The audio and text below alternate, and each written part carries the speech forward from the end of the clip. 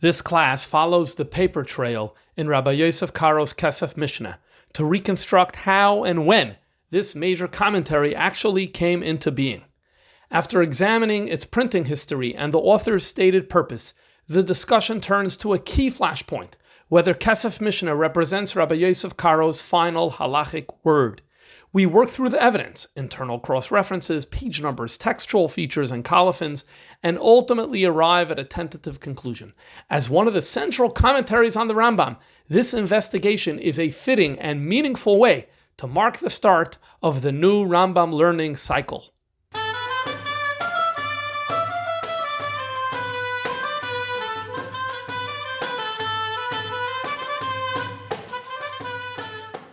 The year Shin Lamed Vav, that's the year 1576. In Venice, there was a new sefer that came off the press, and it was Mishneh Torah la Rambam. Rambam's Mishneh Torah, together with the Pirush of the Kesef Mishneh, authored by Rabbi Yosef Caro, and this was volume 4.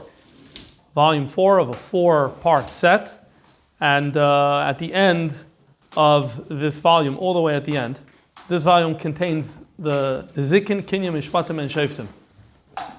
And all the way at the end, last page, there's a note from the printer. And it reads as follows: Omar Hamagia. The corrector is now speaking. Ani Amarti v'chofsi. I was in a rush. Lahofik Ritzoin Hasar Bragadin, in order to do what the nobleman Bragadin wanted.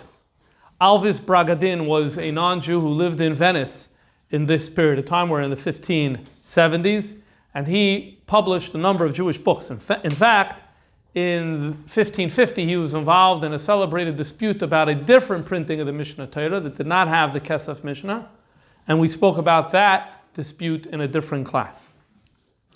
But now it's 20 years later, it's 1576, and the corrector is saying that he wanted to do what this nobleman Bragadin wanted because he told us about 3 months ago. Now he writes at the end of this note that it was Chof Tes Cheshvan, so the year Shin Lamed Vav. So that means in the Soif of, at the end of the year Shin Lamed Hey, he told us that we need to finish the parts that are, we need to rush the job, basically. We can't dilly-dally, and we have to finish the print job. And he goes on to say over here that the typical way printers would work is that they would not want to do the first quire. So every printed job consists of multiple contrasim. You don't want to print the first one because the first one is going to have some information about the book, and maybe you're going to have to write introductory remarks or things like that. So the printers would prefer, and the date and things, so they would want to delay doing that first what he calls here a kuntris. So that's the normal way, is that you print that all the way at the end. But he wanted us to jump the gun and to kind of move ahead with the job, and so we had no choice, and we had to print the beginning of that kuntris.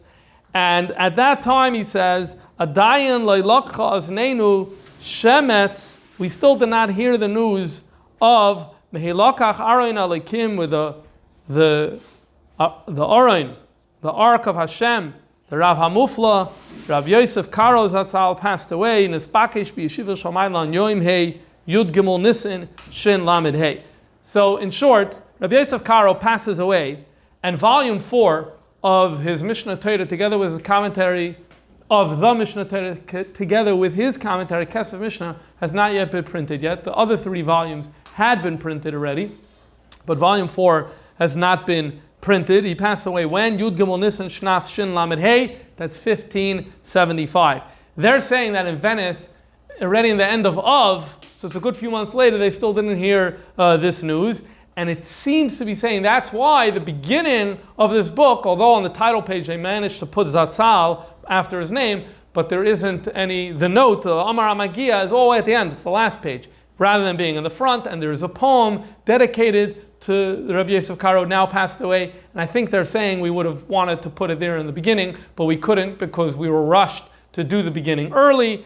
and he signed off his name, Ani Atzor Chizkia of Fano. Today is Yom Dalet Chof Tes Mar Chefshin Shin Lamed Vav, 1575, the end of the year 1575, going into 1576.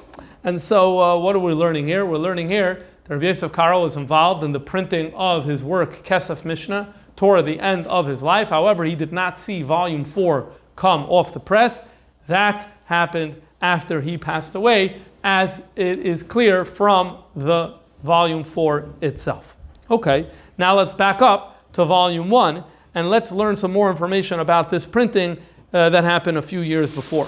So here is the Amar HaMegiah from Chelek Aleph, from the very first volume of this edition, which came out in Shin Lamed Dalet, 1574. And this note again is at the beginning of the volume, rather at the end. Amar HaMegiah, the corrector says, and he plays on this pasuk in Daniel that says, Hamaskilim yazhiru kizayar harakia. So it's the wise people that are going to shine the way the heaven shines. So he changed it to Hamachabrim yazhiru kizayar harakia, the authors. And then in the original pasuk it says, Umatzdike harabim are going to shine like stars. So he changed it, V'hamasayim ba'adfas, and those who help out the printing, they're going to shine like stars, L'olam V'ad. Beroisham, who's the main person who has, so the Mechaber, we know the Mechaber is, Rabbi Yosef Caro is a Mechaber. But who's the Messiah? Who's the ones who helped get this done? So it says the name of a Rabbi Moshe Provenciali. He is a rabbi in Mantua, which is in Italy. However, his reach and his influence extends all the way to Tzfas. Why? Lezareis harav hamufla bala kesef mishnah lahoyo bayas harabit. Because he's the one who initiated and inspired and moved Rabbi Yosef Caro to actually bring the Kesef Mishneh to print. Now, if you stopped over here, we would say, it almost sounds like, and I thought this for a good few minutes, that Rabbi Yosef Caro wasn't rushing to print his Kesef Mishneh, wasn't all that interested in printing it. He had it. And sometimes the author's not so excited for whatever reason about it, and then you could start speculating why. But we have this Rabbi Moshe Provenciali who's in Mantua, and he has such a great influence, and he writes to Rabbi Yosef Caro and says, come on, you have to share this with people. And it looks like that's what happened over here. That's at least what it says in the beginning of volume 1. We'll see another perspective in a minute. Then the note continues and says, who was our leader? So a special man. There's a person who's very, very gifted, and Hakatzin Menachem Azariah Afano. Menachem Azariah Afano is the leader over here. What does it mean he's a leader? So he is appointed from the Goyin Amluf for Rabbi Yosef Caro and his Beistin, because they put him in charge on this work, Lesader Oifen Hadvasosai, to organize its print, Ulizaroid, and to ensure Shaloyavoizu Zarim Yegia Arav Aniskar, that foreigners, aliens, other people shouldn't come and spoil the hard work of Rabbi Yosef Caro. That's a copyright issue. In other words, what happened earlier, both in 1550 as well as to Rabbi Yosef Caro himself, when it came to the Shulchan Aruch and the Beis Yosef, which were printed earlier in the 1550s and 1560s, it was printed, and then another printer took it and printed it again, and then it becomes, the first printer put a big investment into this, and you had all of that politics. It seems over here that Rabbi Yosef Caro appoints Menachem Azariah Afano to, number one, oversee the printing, and number two, ensure that no one tears away Rabbi Yosef Caro's hard works. It seems to be that he was some way empowered to ensure that this wouldn't happen. And the note, so who is this Menachem Azariah Afano? He's a well-known figure at this time. He's actually a Talmud of Rav Moshe Provinciali, and he's a well-known Mikubal. Sometimes he's known as Rameh Mifano. And here we're learning about the fact that he was a key player when it came to the printing of this special edition of the Mishnah Torah that has the commentary of Yosef Caro, the Kesef Mishneh. And this Amar HaMegiah note in the beginning of volume 1 ends in the same way the Amar HaMegiah note ends in volume 4, where he concludes his name, he's Chizkiah Afano. Okay, it's the same individual. All right. Now I mentioned before, so here we have a little bit of a background about this edition of Kesef Mishneh, but it would look like from what we just saw that Rabbi Yosef Caro was not the one who initiated it, and Moshe Provinciali was.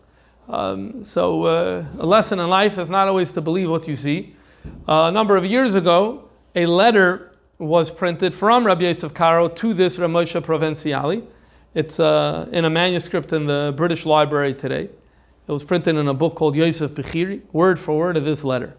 And Rabbi Yosef Caro writes to him, I've already written to you about printing my Rambam, the Rambam together with my Chibur that I wrote, that is similar to the Maggid Mishneh. We'll see more what that means in a few minutes. But you never answered. So therefore, Moisif Yadi Lavakesh Mikvoy Tayroscha, I'm asking again, Tifne Elai, respond to me. V'tishtala b'davar, and get involved over here. So here we see a letter from Rabbi Yosef Caro to Moshe Provinciali, who was initiating Hatzar Yosef Caro. So they say don't judge a book by its cover. Maybe you shouldn't always believe all information on the title page. Obviously, Moshe Provinciali was involved. There's no doubt about it. But the idea that he was Mizarez Harav HaMufla, I don't know, it seems to me that the Rav HaMufla was being Mizarez Reb Moshe, and Reb Moshe eventually came along. Now, when we talk about this edition of the Rambam, there's really two conversations we could have. One is about the text of the Rambam itself, and number two is about the commentary of the Kesef Mishneh. So a quick note about the text of the Rambam itself. Number one, this is the first edition of the Rambam that has halacha aleph, halacha beis, halacha gimel, halacha dalet, something that we use all the time. We say on the Mara Makim. Those numbers are an invention of this edition of the Rambam from the 1570s, and maybe we should attribute it to Reb Menachem Azar Yofano. I don't know for sure, but it's definitely or Reb Moshe Provinciali. I'm not sure. One of these individuals should take takes achrayas for that. This is not to say that the Rambam did not divide his halachas. In the Yemenite manuscripts, you see very, very clear divisions of halachas, but they're not numbered over there. And they didn't follow that. They made their own division based on what made sense to them. Sometimes it lines up with the chilukei halachas in the Yemenite manuscripts, and sometimes not. And when anyone who's reading Rambam not with tremendous iyun, you should already be able to notice sometimes a place where they make the chiluk of the halacha, they make halacha beis sometimes in a place that absolutely makes no sense. That's not what we want to talk about today. It's a conversation for another time. Another important conversation for another time, and I think we're going to get to this soon, one of these weeks, is this is the first edition of the Rambam that went through thorough censorship in the 1570s. Many different areas of it were censored, and I want to come back one day and talk about and show those different genres of censorship that happened here in this edition of the Rambam. All of that pertains to the text of the Rambam itself. But we're gathered here today to talk about Rabbi Yosef Caro's Kesef Mishneh, which is the other chiddush, is that it has this particular commentary from Rabbi Yosef Caro. We want to learn some key aspects about this commentary today. So the first thing we want to open with is, what is the function, what is the purpose of this commentary? Why did you write this work? So Rabbi Yosef Caro wrote an introduction. Let us read the introduction and let us see what he has to say. So he opens his introduction by talking about that the Rambam is a great work, but on the other hand, there are some challenges when it comes to learning the Rambam, and so therefore we need aids, we need commentaries, and so in order to address this issue, there's an individual who rose, Amad Kadosh Echad Medaber, he's paraphrasing a pasuk here, there's a saintly individual who rose, and he was Mechaber the Sefer Maggid Mishneh. Okay, so he calls him a Kadosh Echad Medaber, a speaker, because, well, Maggid Mishneh is, the word Maggid is also speaking. Okay, and what does he do? What does the Maggid Mishneh do? Well, number one, he tells us the source of every din. We know one of the big issues with the Rambam is we don't know where he's getting his material from. Maggid Mishneh tells you the source in the Gemara where he gets his dinim from. Number two, sometimes people disagree with the Rambam, but the Rambam doesn't justify. He just says it the way it is. So that's another thing the Maggid Mishneh does. If there's a machlokes, let's say the Rambam and the Rif, or the Rambam and somebody else, the Maggid Mishneh will then explain why the Rambam went the direction that he went in. So that's another thing that he does. Third thing that he does is that the Ravid, Rabbi Avram ben David, who lived at the same time as the Rambam, he wrote Hasagas. He disagreed with certain, he lived in Provence, and he disagreed with various aspects, and most prints of the Rambam today have Hasagas Haravid in line with the text of the Rambam. Okay, those need answers. So that's another valuable thing that the Maggid Mishneh did, is he answered those questions. All right, who is this Maggid Mishneh? So Rabbi Yosef Caro, look at this interesting lashon here. V'shem Rav HaMachaber Sefer Maggid Mishneh. Who's the name of this author? Shamanu, we heard, Shahaya, that his name was in Vidal di Taluza. It's very interesting because you're able to see that he doesn't write this about the Rashba and the Ritva. We know exactly who these people are and where they live. the whereabouts and the nature of who this person, the Maggid Mishneh, was a lot less known. And that's why you see already this lashon. We heard that his name was in Vidal. So Vidal is in Spanish means, it comes from the Latin, it means life, vitality. So his name has that, it's that Latin name of Vidal, life, in Vidal. Okay, I'm not sure what the in the beginning is. De Toulouse, so it's from a place, Toulouse. We're not going to get into where that is. Okay, Chaveiroi, and when did he live? Well, he's the Chaver of Rabbeinu Nissim. Rabbeinu Nissim lived in the 1300s, and so he's a Talmud of the Rashba, so now we have a little bit of a time and a place for this individual. Okay, so then what am I needed for? If we have the Maggid Mishneh, why am I, the Kesef Mishneh, needed? V'hinei lo zachinu lo oiroi kiyim b'sefer zmanim, nashim, kedusha, nezikin, kinyan, and mishpatim. He only wrote on 6 books, or at least we only have his material on 6 of the books. Okay, even the 6 that he wrote, some places he didn't address certain chapters. There's certain chapters that are missing. Okay, but I want to understand Rambam, all 14 books, not just 6 books. And he's doing over here, he's already hinting to you why he's calling it Kesef Mishneh. What's Kesef Mishneh? Because it's the Kesef Malashon Nichsava, it's the glust, it's the desire, Kesef, it's the desire to know the Mishnah, to know the Mishnah Torah. And I'm not the only one. A lot of people have this kesef. And so, Kamti Ani Atzoyer Yosef ben Rabbi Ephraim, the son of Yosef Caro, his grandfather was also Yosef. And I agreed to write on the rest of the books all the objectives. Number 1, the sources. Moitza kol din v'din. Number 2, Levar Dvarov, to explain why the Rambam went one direction versus another opinion. And number 3, to answer the asagas of the Ravid. Not only the Ravid, there's also asagas of someone named by the Ramach. The Ramach also lived in Provence. There was something in the water in Provence that was causing the rabbis there to disagree with the Rambam. Because you have the Ravid, you have the Chachmei, Chachmei Lunil, you have Moshe HaKohen of Lunil, all these in the same general area. He also wrote hasagas, disagreements with the Rambam, so I'm also going to answer those. Okay, now if you stopped right here, so it means that he's only going to write on 8 of the books, because the other 6 are covered, right? Says Rabbi Yosef Caro, no. The Gam B'Svarim Asher Kosa B'Am Rav Magid, even where the Rav Magid did write, there are some places Shetzarech Ladakte B'Am, some with more work is needed, so I'm going to get with that as well. So it looks like his initial motivation is to cover the Svarim that the Maggid Mishneh didn't cover, but ultimately he chooses to also write on the whole Mishnah Torah. V'karasi Shem HaSefer Hazeh Kesef Mishneh, I called it Kesef Mishneh. Yan, the reason is Ki Boi Kesef HaNichsafim, because this is where you have that passionate desire of Lahavin Divrei HaSefer Hayakar Hazeh Mishnah Torah. This is the embodiment of the great Ksifa to Kesef, to understand the very valuable work of the Mishnah Torah. Now, what's interesting is, it becomes apparent from another work of Rabbi Yosef Caro that once the plan was going to be a little different. What does it mean once the plan was going to be a little different?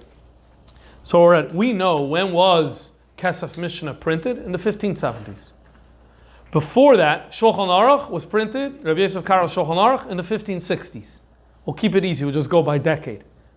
And when was his Beis Yosef printed? In the 1550s. Okay? So in the 1550s, all of the Beis Yosef was printed over a few years. The first one was in 1550, the last one was toward the end of the decade. And then the Shulchan Aruch, a few volumes, 1565, whatever, we'll just call it the 1560s. And then the Kesef Mishneh, as we already know, from the in the 1570s. In the Hakdama to the Beis Yosef, Rabbi Yosef Caro writes something very interesting. What's my sefer, the Beis Yosef? What am I doing? See, he says, you know what the sefer is? I want to give you all of Jewish law. I want to write halacha sefer.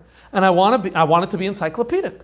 I want it to include, this is what the Gemara says, here's all the important things, all the important Rishonim said on any given topic. So really, it's an encyclopedia. However then, so why is it written as a commentary to something else? It's written as a commentary to the Torah.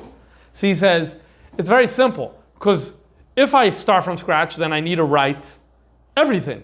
If you piggyback on one of the Rishonim, so then you don't have to write what he writes, because what he writes is on the page, and then when you write it as a commentary, so it saves space. So he says initially his plan was to do this on the Rambam. He's going to do it on the Rambam. Why? Because the Rambam is the greatest of the great. He says because the Rambam is the most important posek. So really, he was going to create a work that wouldn't probably be called Kesef Mishneh. It would probably be called Beis Yosef. Why? Because the objective of this work wouldn't be to understand the Rambam. It's not because we have a Kesef to know the Rambam. No, I want all the Jewish laws. Just it will be easier if we make it adjacent to the Rambam. And that was his initial plan. Beis Yosef ala Rambam, basically. But then he changed his mind. Why? Because, I don't know if he started working on it, he didn't start working on it, but the Beis Yosef on the Rambam would have been more difficult because Rambam only brings his shitta.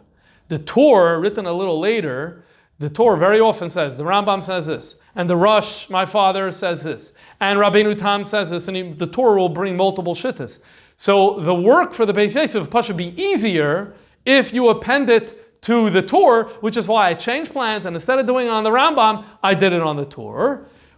And it would seem though, that ultimately the idea of creating something on the Rambam, it's like, fart, it would have been cool to do something on the Rambam, so that's what leads to the Kesef Mishneh. So the Kesef Mishneh is the backup plan, where we're going to do the encyclopedic halacha work, is going to be on the Torah, and then something on the Rambam would be nice. Okay, Kesef Mishneh. After all, there's a gap, because the Maggid Mishneh didn't finish the job, and we'll call it Kesef Mishneh. And so that's some interesting information about Rabbi Yosef Caro's thought process as he goes about creating this work. All right. Now, what we want to do now is we want to turn to the issue of timing. That is, when did Rabbi Yosef Caro write the Kesef Mishneh? This is not only a question for historians. This is also a question for halachic purposes. Why it has a question for halachic purposes? So I'll give an example. Let's read a very controversial passage in Kesef Mishneh. Let's analyze it, and then let's sharpen what the question here is and why this question is so important. We all know there's a concept of Soisman Krishma in the morning. That is 3 hours into the day is the limit for when a person is allowed to say the Shema in the morning. Where does this come from? It comes from, because we say Shema is supposed to be Hoya Advarim Ha'ele, B'shach B'cha Uvkumecha. So Chazal Darshan Uvkumecha means when people are getting up. The latest people wake up is 3 hours into the day, and so the Zman of saying Hoya Advarim Ha'ele is up to 3 hours into the day, Shoy Zmanis. Okay, fine. When's the time for saying Krishma at night? A whole night. Okay, laharchik min ha'aveira, it's better to do it before chatzos, but the zman midaraisa is a whole night. What about the pasuk? It says ubishach b'cha. When do people go lie down in bed? People don't lie down in bed a whole night, but presumably normal people go to sleep at a specific time. So you could have imagined an argument that b'shach b'cha means that you could only say Krishma at night the first few hours. But poil the din is we say b'shach b'cha is as long as people are in their beds. If it's as long as people are in their beds, if you're teaching b'shach b'cha as long as people are in your beds, frekt the Kesef Mishneh. Why don't you teach kamecha as long as people are not in their beds, as long as people are on their 2 feet, as long as people are up, you could say Shema, the morning Shema, basically all day. Let's read inside. Kesef Mishneh, Hochitz Krishma, Perek Aleph Halacha Yud Gimel. Yes, Shoyalim. It's a very interesting lashon. I don't know how often does a Kesef Mishneh have that. Yes, Shoyalim. Like there's a question out there in the Welt. My time of b'shach b'cha. Darshina calls man shebnei adam sheikh v'namli tasam. Why is it that b'shach b'cha we say as long as people are on their beds, you could do the nighttime shema? V'lama lo darshu ken uvkumecha. Why don't we say this about rising? Calls man shebnei adam kamim. That morning shema can be done as long as people are up. Dainu kolayim, which is all day. Okay, there are many answers to this question, Mara. There are many answers that are given to this question, but we care about Rabbi Yosef Caro's answer to this question in Kesef Mishneh. Zokter yesh loymar, and we could perhaps say the enoch hanami. You're right. Wow. Dachi darshinale. You're right. You could make that drasha. Biku uvkumacha means you could say Shema as long as people are up. Okay, so then where does Soisman Krishma come from? So he goes on to say that it's a takana de rabbanan. that it's a rabbinic law. Why? Because we have a din that tzarich lismach gulul tefillah. Shema needs brachas. The bracha, Gal Yisrael, needs to be next to Shemana Esrei. Shemana Esrei is keneged the tamid. The tamid is only till 4 hours in the day. So that's why Shemana Esrei is till 4 hours in the day. Shema needs to be before that. So the Chachamim said, you know what, we're going to make it 3 hours in the day. What about the pasuk? But you gave me a whole drasha of uvkumecha, that it's in the hours people are rising. It's only an asmachta. An asmachta is, there's a real derivation. A real derivation is when Chazal really look into the text and say, let's listen really closely. What is this pasuk telling me? And they have no preconceived notions. Open-minded. What is this pasuk saying? And then they derive it, and then that's the halacha. That's a real derivation. Then you have asmachta. Asmachta is, we have our agenda. This is what we want. Now, I need something to lean on, so I'll lean on this pasuk. And I'll also, it may sound to the observer like it's a drasha, but it's not really a drasha. Asmachu akrov kumecha. B'shah shederach b'nei adam kamen. They said, that's the pshat of the pasuk. How do I know it's an asmachta? And how I know it's not an ikar pirusha? He says, because, what's the whole vart? The vart is, we say, uvkumecha means when people are rising, and some people rise up to 3 hours into the day. Who are these some people? The Gemara says, b'nei malachim. Who cares about b'nei malachim? We're making Jewish law around b'nei malachim. It's pasha, it doesn't make any sense. So obviously it's not a real derivation. Not a real derivation, it doesn't have to be so rigorous, so that's why it doesn't make so much sense. And so, therefore, this is what the Kesef Mishneh says. And the bottom line is, according to the Kesef Mishneh over here, Seisman Krishma is a din derabanan. Now the Taz in Shulchan Aruch, Chaim Siman Nun Ches, got very, very agitated when he saw this. And he uses the lashon, v'timhasi al peh kodesh yoymarkein. How could such a holy mouth like the Kesef Mishneh say this? And none of the poskim take this serious. I shouldn't say none, but the majority of mainstream poskim don't take this seriously. In fact, look at the Beis Yosef. The Beis Yosef makes no mention of this. Look at the Shulchan Aruch. The Shulchan Aruch makes no mention of this. In fact, in the Shulchan Aruch, it's mashma farkert. How do I know Shulchan Aruch is mashma farkert? Because what happened if, God forbid, someone missed Seisman Krishma? So the lashon of Shulchan Aruch is, like, if you want, you can say Krishma even after this man. What do you mean if you want? If the Kesef Mishneh is right, that midaraisa it's kol hayoim. If you miss Seisman Krishma, you have a chiyuv midaraisa to say Krishma. The Shulchan Aruch makes it sound like, if you, the Alter Rebbe and the Shulchan Aruch also goes out of his way to like use that language. He says, yeah, it's nice because it reminds you of Kabbalah Sol Malchus Shemayim, that you're accepting God as King. But the lashon and the Shulchan, forget, not even the Alter Rebbe, go back to the Mechaber himself. The Mechaber is like, and if you missed, you could say, what do you mean you could say? Mitzvah Medarais, it's a chiyuv mamish. So it comes out like a chumrah from this position. So now you understand why it matters so much to know when the Kesef Mishneh was written. Why? Because if the Kesef Mishneh was written last, so you basically say, Rabbi Yosef Caro, L'B'Soif Yamav, although in the Beis Yosef it didn't mention it, and although in the Shulchan Aruch didn't mention it, L'B'Soif Yamav, he believed that Seisman Krishma is the Rabbanon. Now go deal with that. You could tell me you're going to ignore it. You could tell me it's not a code. It's a commentary. So I'm going to ignore it. Fine, no problem. But at the end of the day, his Shitta, L'B'Soif Yamav, he's not only writing it at Das HaRambam, by the way. It sounds like the way he's writing it is like he's really passionate about this. But you could also say the other way around. Maybe Kesef Mishneh was written earlier, and the Beis Yosef ignored it, and Shulchan Aruch ignored it, so he put it out there, but maybe it's not the... So that's why you realize, actually, it's not just of historic importance to know when it was written. It matters very much, halachically, and this is one example. There are so many other examples where in the Kesef Mishneh will go one way, and in the Beis Yosef and the Shulchan Aruch it goes another way. And so that's why poskim always wanted to know, and for a very long time have been discussing this particular issue. Now, if you go by printing, the answer is clear. Again, Beis Yosef is printed in the 1550s, Shulchan Aruch in the 1560s, and the Kesef Mishneh in the 1570s. There's no shaila. But just because a work is printed at a certain time doesn't mean that it was authored at the time. Our question isn't a question about printing. Our question is a question about authorship. And indeed, we find that there are a nice number of poskim that took bepashtos, that the printing reflected the writing. Just like the printing came later, so the writing came later. For example, let's look at the following posuk. Rabbi Yosef Caro, he lived in Prague. He passed away in the early 1700s. He wrote a commentary on the Levush that's called Eliyahu Rabbah. And in Ur Chaim Siman Tov Yudalit, he writes, I found the following in Kesef Mishneh.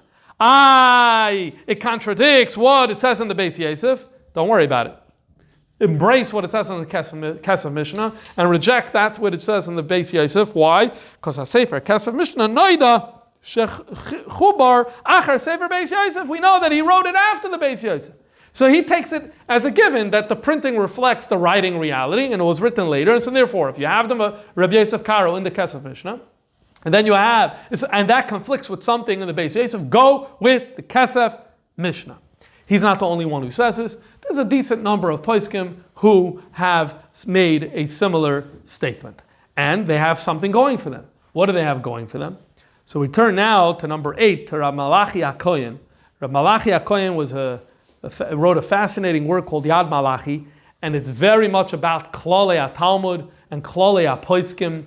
It's very much a big picture work on all of rabbinics. He was a Rav in Livorno, and he writes like this. He brings the Eliyahu Rabbah. He brings another of other poskim who make the same claim. Beis Yosef first, Kesef Mishneh later, and he says like this: I'm going to support them. What are we going to support them? Because we find in Kesef Mishneh, Perek Yud Aleph Hilchos Avodah Zarah, in the Kesef Mishneh, he brings from the Beis Yosef.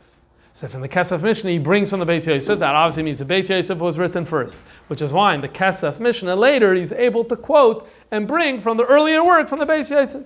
And he brings all together another 11 examples. He quotes 12 in total. 12 examples of where the Kesef Mishneh says, in the Beis Yosef I wrote, in the Beis Yosef I wrote. So obviously what does that tell you? Beis Yosef 1, Kesef Mishneh 2. Okay, this is what he says. He's not finished. He has more to say. We'll see what he's going to say more in a moment. But what we need to know right now is the Maisa is not Pashut whatsoever. The Maisa is not Pashut. And what we're going to do right now is we're going to start taking a closer look at the Kesef Mishneh, and we're going to start bringing dates. We know the printing's in the 1570s, and we're going to start bringing things back as early as we can stretch this thing. Okay, so let's begin with another work of Rabbi Yosef Caro, that's the Magid Meisharim. The Magid Meisharim is a fascinating work where, in a nutshell, I can't say I have a full understanding of how this works, but basically a certain spirit, a ruach, enters the body of Rabbi Yosef Caro. If I recall correctly, he identifies himself as Mishnah, and because Rabbi Yosef Caro was a holy person and a Makobel, and he kocht the Mishnayos, and that Ruach is there, and that Ruach talks to him. And that Ruach tells him things about the future. And in fact, on this date of Tes Vavelo, Shnas Heishin Chav Tes, which is 1569, Rabbi Yosef Caro tells him, the Himagid tells him, you're going to bris, the kid's name is going to be Yehuda. Okay, so something that didn't happen yet. And he writes this down. Rabbi Yosef Caro writes this down. And after he passed away, years later, it was published.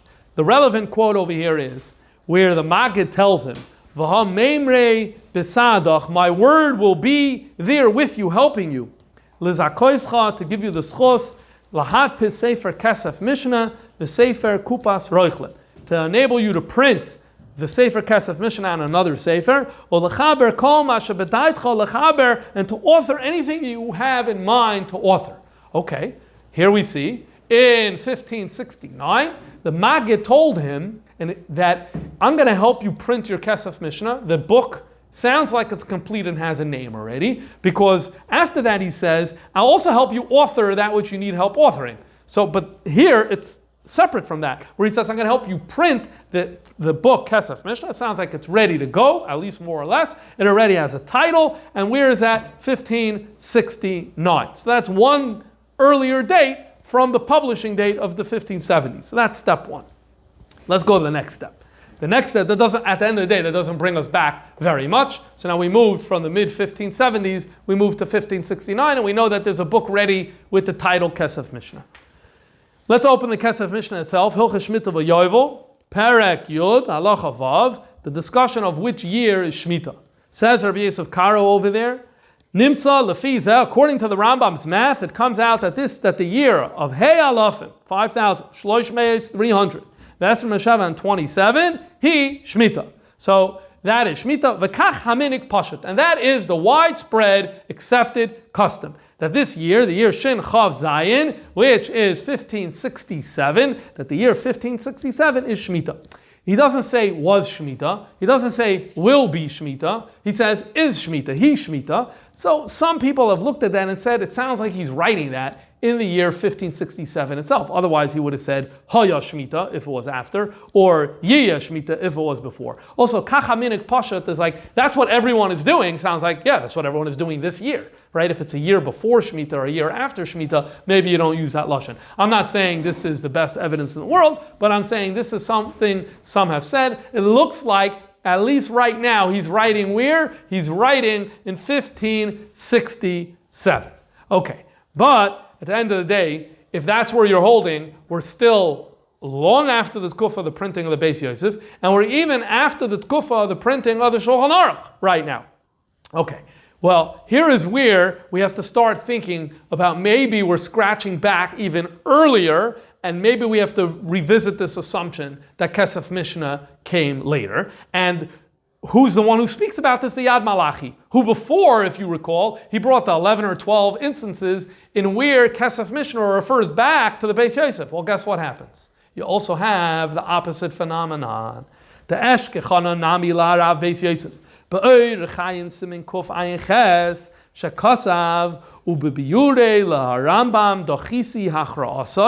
He writes, and in my explanations of the Rambam, he doesn't say Kesef Mishneh, he doesn't give the book a title yet, but he does say, in my explanations of the Rambam, I'm gonna argue. Wow, in the Beis Yosef you have a resin Kesef Mishneh. If the Beis Yosef goes off to print in the 1550s, and it's printed with his beard to the Rambam, all of a sudden now it sounds like before the year 15. Remember, Beis Yosef Orach Chaim goes to print in 1550. So that means that in the 1440s already we have some sort of Kesef Mishneh that's going on over here, and that's not the only one. He brings another 4 examples for a total of 5. Later I'm going to amend that number, but for right now, this is what Yad Malachi has. He has a total of 5 instances in where in the Sefer Beis Yosef it refers to the Kesef Mishneh. So what am I supposed to do? He's like, I'm all confused. So what came to him? The first idea that came to his head was to assume that Rabbi Yosef Caro has 2 screens. He has 2 screens. On one screen he's writing Beis Yosef. On another screen he's writing Kesef Mishneh. And he's writing both of these works simultaneously. Something belongs here, he puts it here, something belongs here. After all, it makes sense. Like if you're learning a certain sugya and it's relevant in both places, you do this here, you do that there, right? So an argument could be made for that. So he's like, maybe let's just go there. It makes sense. One is referencing the other, and the other is referencing the one. But he says, I looked for someone to say who said this, but I couldn't find any posek before me who said this. And in fact, we saw before the Eliyah Rabbah saying Nishtazai, and he's not the only one. There are other poskim. So look what he says. This is amazing. So I'm going to knock out my theory because of them. I'm going to be maval. They said Beis Yosef 1, Kesef Mishneh 2, although I don't like it, but I'll be mavatal my theory for them. Then he says, but I felt a little better when I saw the quote that we just read a moment ago, where you see, it sounds like Rabbi Yosef Caro is writing in the year 1567 about Shemitah. Oh, so that taka is after Beis Yosef went to print, and it's after the Shulchan Aruch went to print. So that makes him feel better about this, that it's taka later. What are you going to do then with the fact that you have in the Beis Yosef references to this work? He says, we're going to have to say, the Hisker Beis Yosef Chibur el Rambam, this at the Beis Yosef references the Rambam's work, his work on the Rambam. Hu al eze kuntreisen shehischel lichtev al Rambam adaita delev ad Chibur al Kulei. What happened was the Rambam had a pre-Kesef Mishneh. Pre-Kesef Mishneh means a little notebook, and it's like, one day I'm going to write a work. Let me write this down very, very quickly. And he jotted down 4 or 5 notes, because after all, how many times we have? We only have 5 times. So he jotted down 5 little notes and a little contrast, and so therefore he said, in my work on the Rambam. But he didn't have any work on the Rambam. He didn't even start on it. He had a proto work on the Rambam of a little contrast, and that was that. And then he says, an argument can be made because he never calls it Kesef Mishneh. Every time in Beis Yosef he says, look at my work on the Rambam, he says, look at my work on the Rambam. It doesn't have a title. If it doesn't have a title, so then maybe there isn't a work. If it isn't a work, so it's just a contrast, and maybe that's how we're going to resolve this particular issue. This is how Malachi HaKohen addresses this issue. It's very interesting because, number one, it's very common for Rabbanim and Poskim to say, I think that we should learn this Gemara in a way that the guy is chayiv. Okay, but other Gedolei Yisrael said that you learn the Gemara in a way is pater. So I'll put aside my thinking for other thinking, right? When it comes to how to understand the Gemara, that's not what we're dealing with here. Here you're dealing with a historical question: what came first? And it's not like the Eliyahu Rabbah, Rabbi Shapiro in Prague had like inside information from Tzfas to know exactly what was going on in the office of Rabbi Yosef Caro. And Alpha became Rabbi Malachi HaKohen uses the same idea, like that's what he said, so that's what I'm going with, even though it like kind of crosses a line because it's not so much a question of how to understand the Gemara as much of a very factual historical question. And to have the same deference there is interesting. So that's horror number one. Horror number two is, we'll call it the contrast theory. The contrast theory, maybe you could live with it for 4 or 5 references. The problem was that in subsequent years, other people started looking into this, and other people found more and more. The bottom line is, as of today, there are 22. There are 22 references in the Beis Yosef to the Kesef Mishneh. So, are we still going to embrace this contrast theory when we don't only have 4 or 5, but when we have 22 references to the Kesef Mishneh? In terms of the argument, there isn't a title, there isn't a name. There isn't a title, there's a name. Well, it doesn't mean the work didn't exist. You could write a book and then you decide later on what you're going to call it. So it's not like that's evidence that the book didn't exist. And in terms of the argument from Shemitah, the idea that that means all of it was written in Shin Chav Zayin is very difficult to accept. The Chida, who is in Livorno as well, said he doesn't understand the argument. He's like, maybe that passage was written in Shin Chav Zayin in 1567. You're going to use that to say that all of the work of the Kesef Mishneh was written in 1567? So he doesn't like that argument either. And the Chida is going to prefer Reb Malachi HaKohen's first approach. And the first approach is the 2 screens. That he has 2 screens, he's creating 2 works, or at the very least that it's unknown. That you can't say one over the other because there's just no way to know, and it looks like he's kind of doing both simultaneously. And now, one of the things that I think I'd like to do now is to talk a little more about some extra details that I think lend itself to an argument in the direction of the Chida rather than the direction of Reb Malachi HaKohen. So, first off, and I don't want to get too much into the details over here, but there is an instance in where in Hilchas Meiser, in Perek Yud Beis, Halacha Yud Beis, where the Kesef Mishneh says, there's a problem with the text of the Rambam over here, it's missing a line, you need to add this line. And he's like, I checked it out, and all the reliable places, this is where it is. I have a Sefer Muga, which means these very reliable manuscripts of Mishnah Torah, and it's there, and it's right over there. Okay. This problematic text is in the Rome edition of the Mishnah Torah, the first printing of the Mishnah Torah in 1470. The Constantinople edition in 1509, the one that it looks like Rabbi Yosef Caro used more than any other. Bomberg's edition of the Mishnah Torah printed in Venice in 1524. All of those have this same mistake, which by the way tells you they were all just looking, they weren't doing the hard work of establishing the proper text. They were all just copying what the previous one. So a mistake in Rome ended up being propagated in 2 additional prints later. But in 1550, in that controversial double printing that happened, Bragadin and Giustiani that we spoke about in a previous year, it was fixed over there. And the Kesef Mishneh doesn't know that. He doesn't know it being fixed in 1550. And even if it takes a few years for books to get to Tzfas, and I'm not sure they did, but even if you give a few years, it seems pretty clear that he doesn't know about that yet. So that is evidence that at the very least, he's writing, it's around before 1550 or kind of, so that's moving away from Malachi HaKohen, because remember, Beis Yosef is printed in 1550. So here you're starting to move closer with a little bit of an argument that shows that Kesef Mishneh is written earlier than Malachi HaKohen is assuming. Here is a very important piece that Malachi HaKohen seems to not have known. And it goes as follows. The Kesef Mishneh, we've been talking about this first edition of the Kesef Mishneh.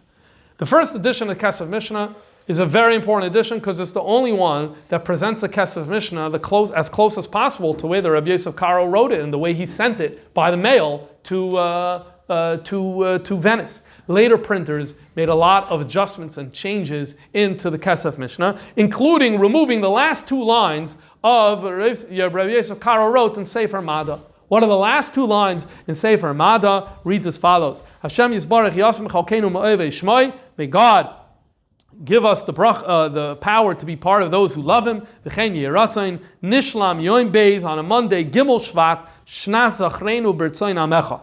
Now, he doesn't put dots, in the printer did not put dots over the Zachrenu B'Rtzain Amecha. So we don't know 100% which letters over here, the controlling letters to tell you the year. But most people have looked at that, not most, as far as I know, all people have looked at this, assume it's going by the year Zachrenu. Zachrenu is Gematria 283. If you're keeping score at home, that comes out to the year 1523. 1523, which is way earlier than all the dates. Let me remind you. 1570s is when the book is printed. 1560s is when the Shulchan Aruch is printed. 1550s is when the Beis Yosef is printed. And until now we're discussing is around 1550. Here you see Sefer Mada, the Kesef Mishneh, it has essentially a colophon at the end of the Pirush where he says it was printed in the year Zachrenu. And by the way, it comes out, it shtims.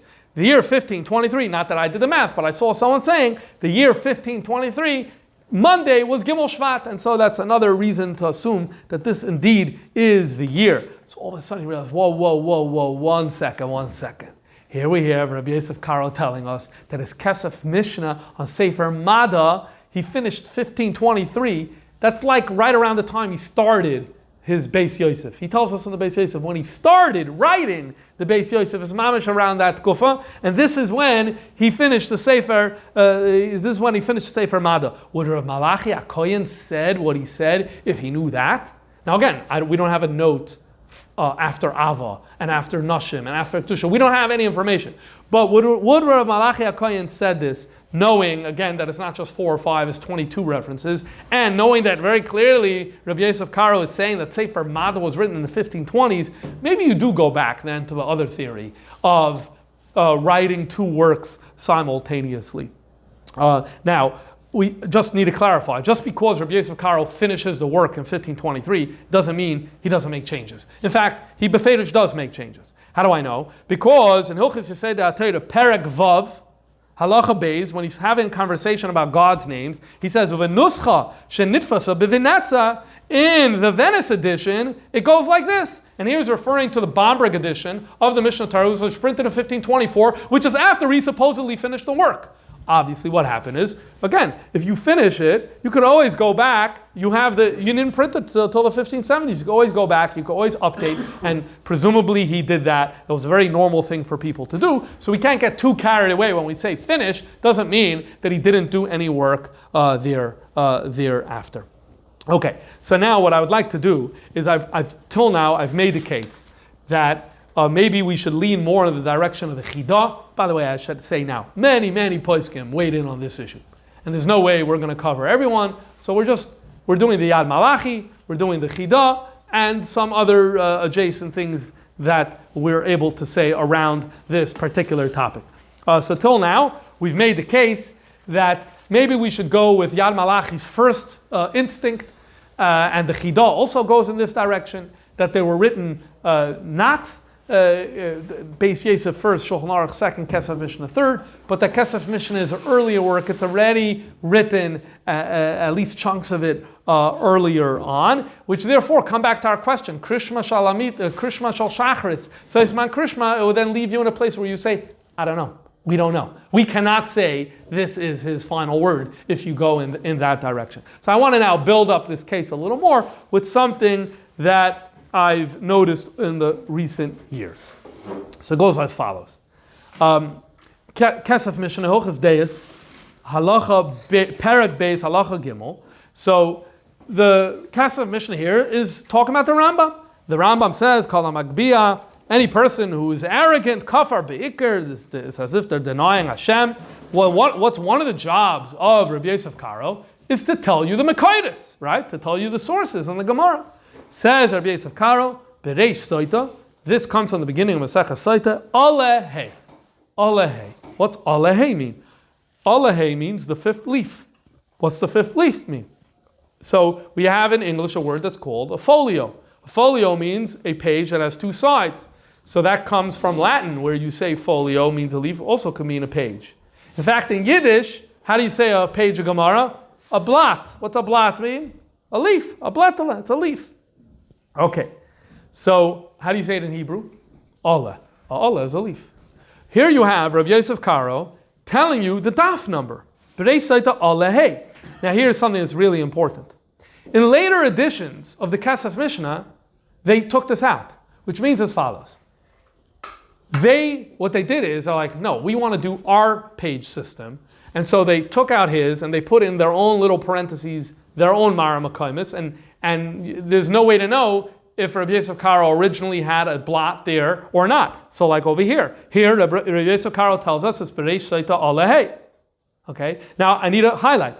This is highly inconsistent throughout the work of the Kesef Mishneh, and I'll talk more about it soon. It's not like every single Mara Makim he gives a daf. No. Here he gives a daf, other places not. And that's why the later printers, they got crazy. They're like, we need to give a Mara Makim for everything. Once we're doing Mara Makim for everything, we'll redo all of them. And so they took out all of Rabbi Yosef Caro's. Till the Franco Rambam was printed in recent decades, they restored it to the original print. And so only if you're learning it there, you'll see that he says, Alehei, that this is Masechah Soita Daf Hei. Continue. V'chein akas midara, that's Perek Rabbi Eliezer de Oirig. And look, here's a good example. He does not give you the daf. He does not give you. And later printers added in over here, Kuf Hei Amid Beis. Okay, so now 1 second, let's talk about Blata Gemara. Where does this concept of a Blat Gemara come from? So during the manuscript age, you can't refer to a page in Gemara. Every manuscript is written differently. And so when you read Tosfos or whatever, they say, look at Perek Cheskas Abatim. That's the best Mara Makom they could give you. They can't give you a page number. Then you come to printing.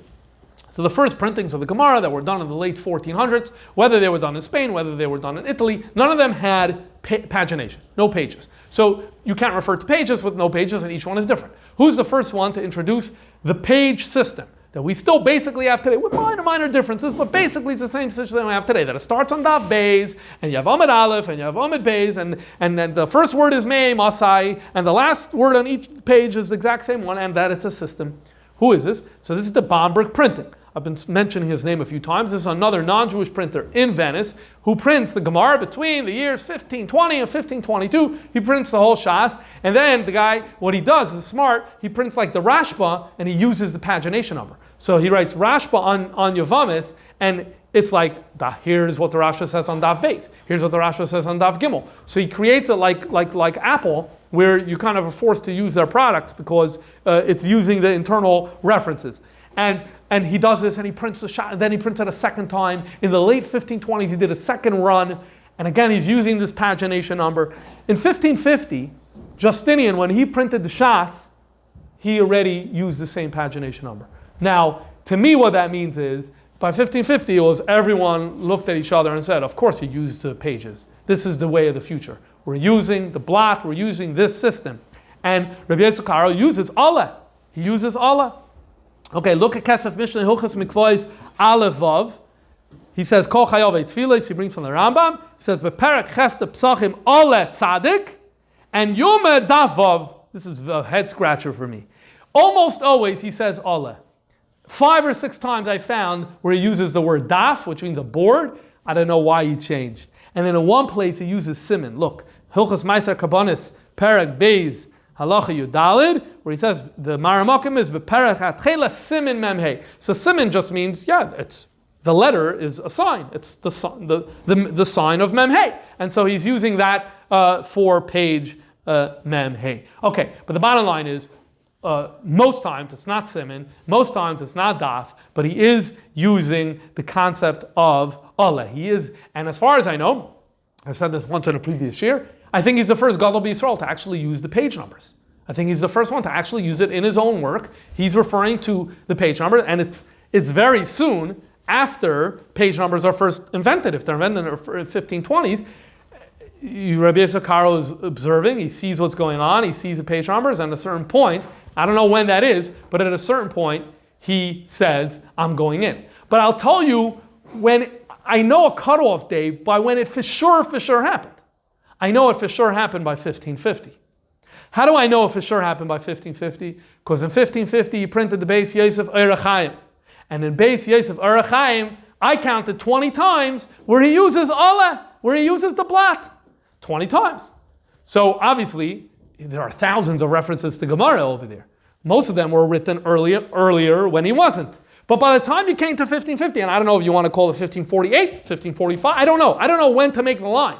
But by the time you came to 1550, it already clicked in his head, we're using Allah. And everything that he's writing from that period on is with Allah. You don't go back on that. It's not like you start for a few years or a few months and you're like, you know what, I'm not going to write with page numbers anymore. That's one thing. You turn it on, then you stick with it. You turn it on, you stick with it. And so when you have the Beis Yosef, and most of it is not with Allah, but some of it is, but it's by 1550, so we know for sure is, then earlier on when he was writing in the 1520s, it was still, and he's writing the Beis Yosef, he's not using that page system. At a certain point, it makes sense to delay it closer to 1550, no problem. Makes sense to delay it. At a certain point, he says, you know what, the stuff we're writing now, we're going to use the Allah, we should use these page numbers, and he starts using these page numbers. Now, as I'd like to suggest, this is going to have a significant impact on how we think about this issue as it relates to Mishneh Torah and to the time that he wrote Mishneh Torah. Let me finish the point about this, and I'll take the question.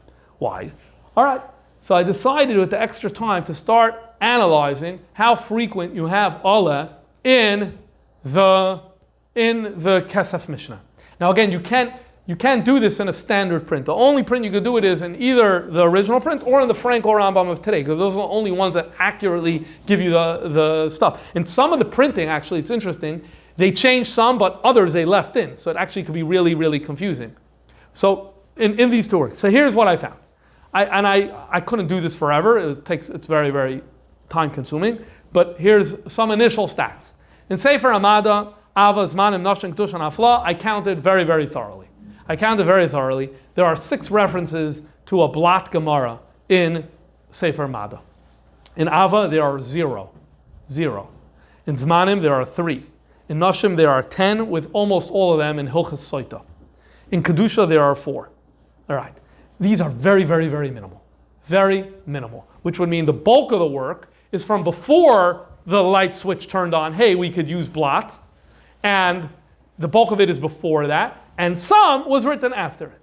Okay. Then you come to these other works. Hafla in the 40s. 44. I counted, Sefer Hafla is 44. Then you come to Zeraim, Aveda, Karbanis, and Tara. I couldn't count anymore. It's overwhelming. It's hundreds. It pushed hundreds of references to Dapim of Gemara in those 4 Sfarim. Then it goes back.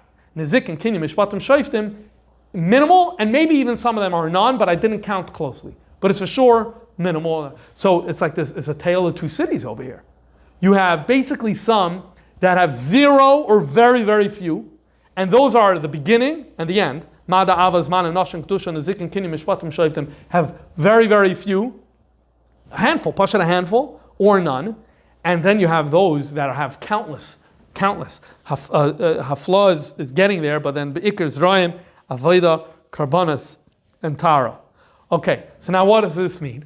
So now let's think this through. Sefer Ava, let's take Ava as an example. Ava has 0 references. So Ava, by definition, you would have to say, was written before that light switch went on. I know that the switch went on by 1550 already. I know for sure. Now again, I don't know what year to put it at, but clearly, if you want to say Sefer Ava is before 1550, once it's before 1550, so all of a sudden, before the Beis Yosef Orach Chaim went to print, Sefer Ava was written already. Sefer Ava was completely written already before Orach Chaim went to print. Okay, so now this again, I think, lends itself much closer to what the Chidah was trying to say versus to what Reb Malachi HaKohen was trying to say. Now here's another point that's very, very important over here. If you're writing a commentary on the Rambam, what's the normal way to write? Ala Seder. Well, here I've just produced evidence, I think, that the Kesef Mishneh did not write it Ala Seder. Because if he wrote it Ala Seder, then the Allah references wouldn't be in this way. Here you actually see it was a different. Mada Avaz Manim Nashim Kedusha Nezikin Kinim Mishpat and Shayiftim were written earlier, at least most. And it was only few pieces that he added later that ended up getting the Allah, but that was written earlier. Hafla Zram Aveda Karbanis Tara was written later. What is the math that leads you to write in that order? Why would you write in that order? If you're writing a commentary, follow the normal order of the book. So here you see he didn't follow the normal order of the book. Well, the one compelling reason why he wouldn't have is very simple. What is the common denominator between Mad Avaz Man and Nashim Kedusha and Zik and Kinim Mishpatim Shayiftim? They all are laws that are relevant Bezman Hazeh versus Hafla Zraim Aveda Karbanis Tara, not, or at least, and definitely Zraim Aveda Karbanis and Tara are not. And let's remember, what's the Torah and what's the Beis Yosef? It's all on relevant laws. So now let's go back to that argument. He has two screens open. He's writing a commentary on the relevant laws of the Torah. So at the same time, he's writing on the relevant sections of the Rambam. And that he does earlier on.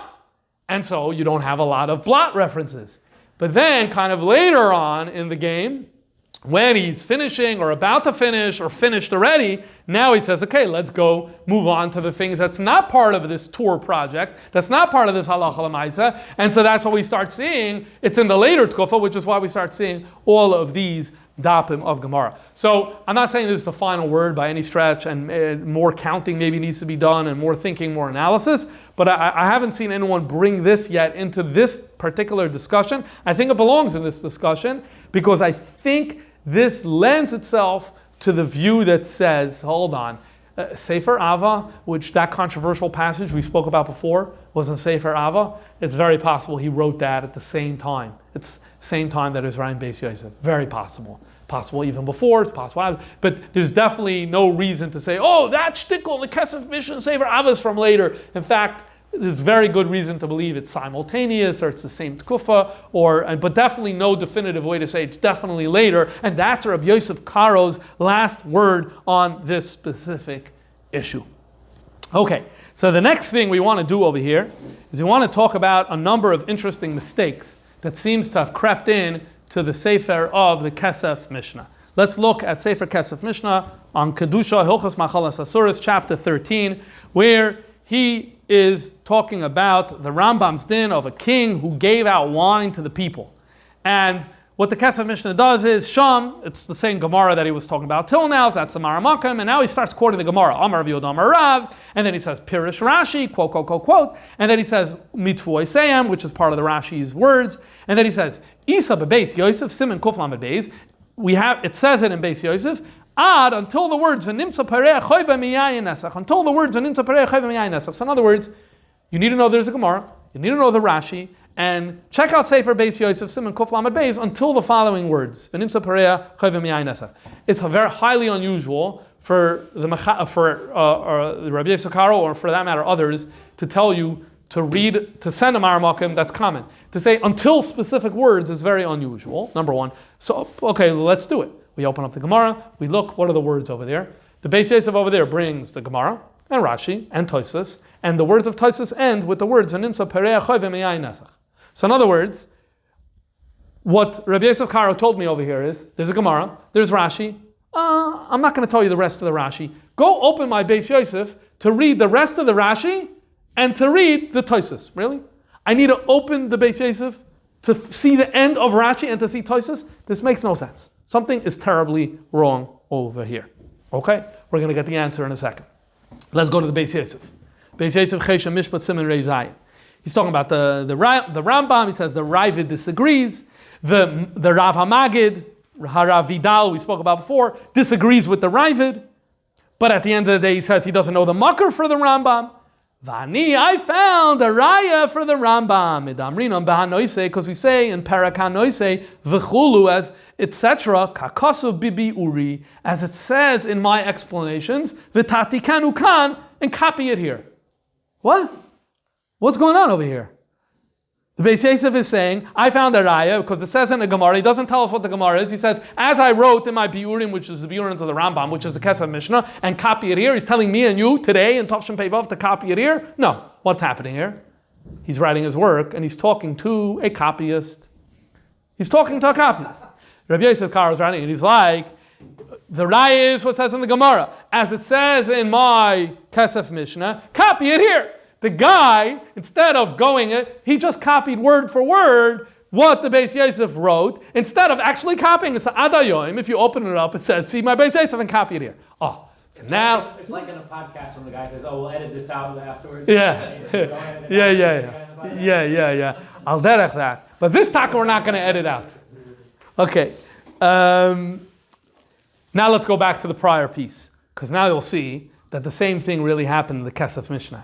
He's like, the Gemara, there's Rashi, Chulu, it says it in Simin, Kuf Lamed Beis and Beis Yosef, until V'nimtza Perecha V'miyayin Esach. In other words, copy the way I quoted Rashi and the way I quoted Tosfos over there in Simin Kuf Lamed Beis is what he's telling the copyist. It flew over the guy's head. He didn't realize, and so he wrote it out, and so we ended up having it this way. So this is examples of interesting mistakes that are ultimately the fault of the Matikim.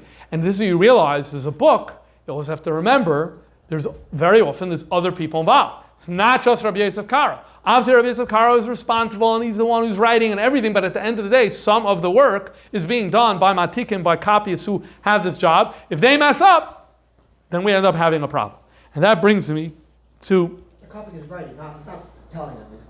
The copyists are writing, yeah, they're writing. So they're writing what he wrote. They're writing what he wrote, yeah. They're writing what he wrote. So it's not, you can have a concept of someone speaks and then dictates, and then, no, here, it's Rabbi Yosef Caro, you could imagine, his notebook, number one, maybe doesn't have the clearest handwriting. Number two, has a lot of cross-outs and this. So the book that we sent to Venice, we want it to be a proper manuscript. It's not going to be my own ksav yad. It's going to be from the copyists who did a good job. Or maybe the Rabbi Yosef Caro does a little, and then the copyist adds onto that page. That I don't know exactly, but yeah, the copyist's job is to work off of Rabbi Yosef Caro's writing, 100%.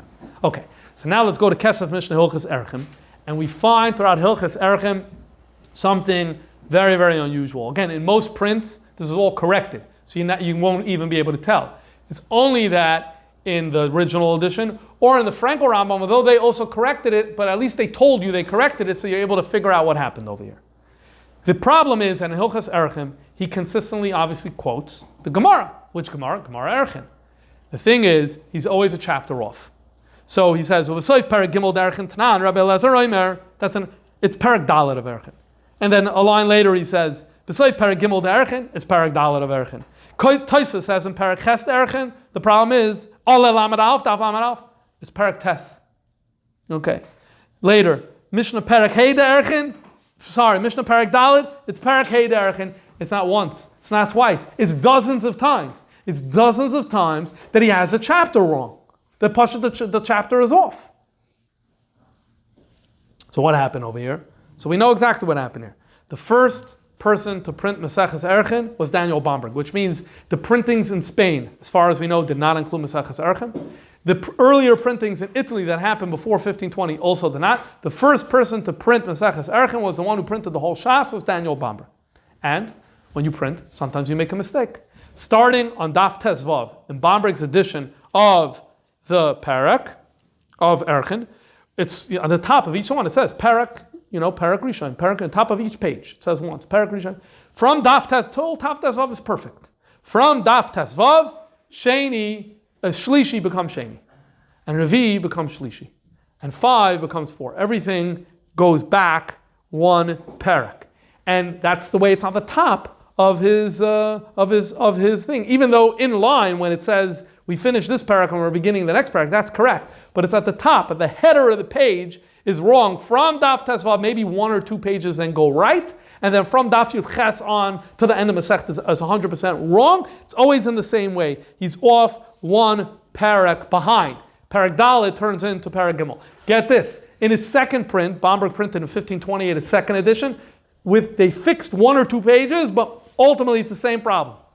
And get this, in 1550, when the Justinian Talmud came out, same problem, again, with one small adjustment. I don't know what was going on over there, why they couldn't figure this out, but it's the same problem again and again.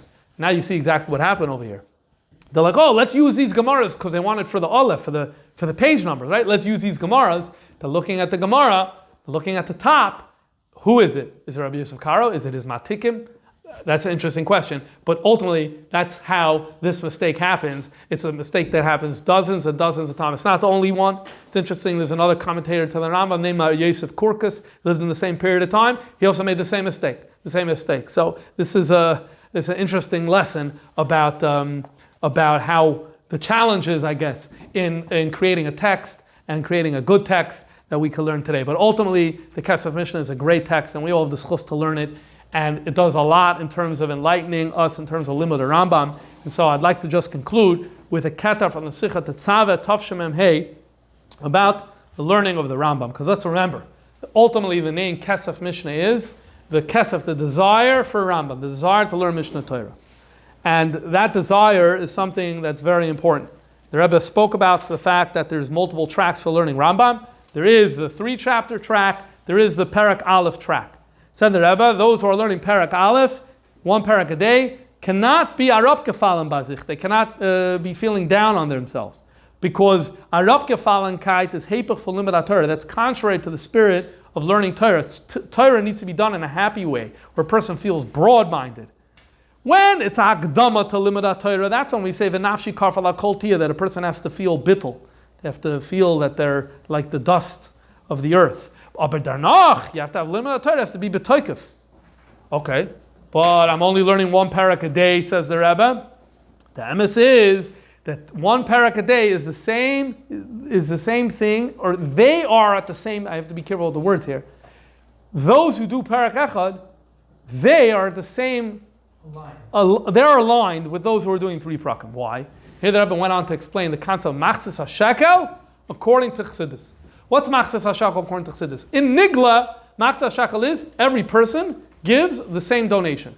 So it's same on the outside, same donation, but it's very different on the inside, because a rich person has an easier time giving the machzis hashekel, a poor person has a harder time. So difference on the inside, but equality on the outside. Machzis hashekel according to Chassidus is the opposite. Machzis hashekel is esrim geira hashekel.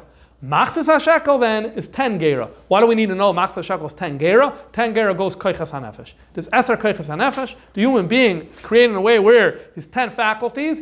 Machzis hashekel means that you give your whole person over to Hashem.